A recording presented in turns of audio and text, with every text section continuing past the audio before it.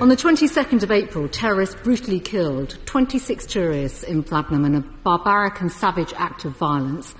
Most victims were killed at point-blank range by gunshots to their heads. My thoughts and prayers were with all those that are affected by this murderous, violent terrorism in Vlagnum.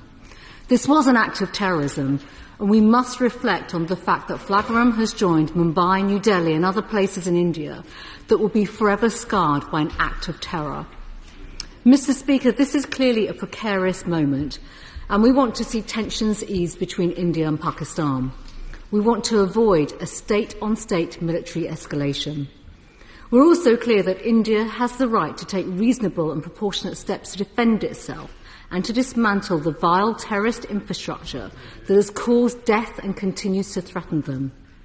And we know that terrorists based in Pakistan threaten India and Western interests. It was the country that Osama bin Laden was hiding in. And because of the long history of violence inflicted by terrorists on India, the UK has in place long-standing security cooperation agreements with India. And in fact, last week in this House, I reminded the government of those long-standing security agreements, why they exist and why they should matter to us here in the UK. Given these links, the UK government should be at the forefront of working with our friends and allies to tackle the terrorist threats that we face collectively. While I know the Minister will not be able to speak about intelligence sharing between UK and India, can he at least confirm whether our intelligence and security services have been in contact with India about the incidents that took place and are supporting their investigations? Has the government provided any specific security assistance to India in the aftermath of the terrorist attack in Kashmir? Could Britain offer specific support that might help avert escalation? Does the Minister agree with the assessment made by India that the Resistance Front, who claim responsibility for the 22nd April attacks, are a front for Pakistan-based terrorist group Lashkar-e-Taiba?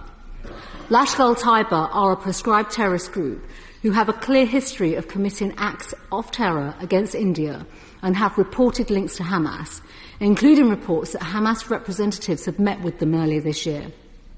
Can the Minister confirm if the UK government is aware of any cooperation and links between Lashkar-e-Taiba and Hamas? I asked this of the Minister last week and he did not respond, so I'd welcome an answer on this important point today. And does the Minister know which terror groups are currently operating in Pakistan and their links to other terrorist groups that threaten our interests? Last week the Minister said we are playing our role by trying to ensure that tensions do not escalate. The British government does have a role to play and needs to leverage its influence to help ease tensions. So can the Minister inform the House what are the direct discussions that are taking place between India and Pakistan governments since those attacks 2 weeks ago? Was the UK informed in advance of the actions being undertaken, and does the Minister have a plan to support easing these tensions? The Minister is referring to the Foreign Secretary's calls with counterparts and engagement. Can he give more evidence of those discussions? Have ministers undertaken an assessment of the terrorist infrastructure based in Pakistan? Has the Minister had discussions with the Pakistan government on this matter? And can ministers give assurances that there are sufficient measures in place to ensure that no British aid to Pakistan, either bilaterally or through multilateral sources, has ended up in the wrong hands? With these questions in mind, the diaspora communities here in the UK have strong links to both India and Pakistan, as the Minister has said. So can he give an update on the actions that will be taken to prevent the escalation of tensions impacting on communities in our country? Can he give details of extra consular capacity and support the UK will be given to the High Commissions in both countries and provide consular support to British nationals in Pakistan and India? And finally, will the Minister now be more forthcoming with the House about the government's assessment as to who carried out the terror attack in Kashmir, whether they were working with any other malign actors, and whether he is working through the security implications for the UK? Minister.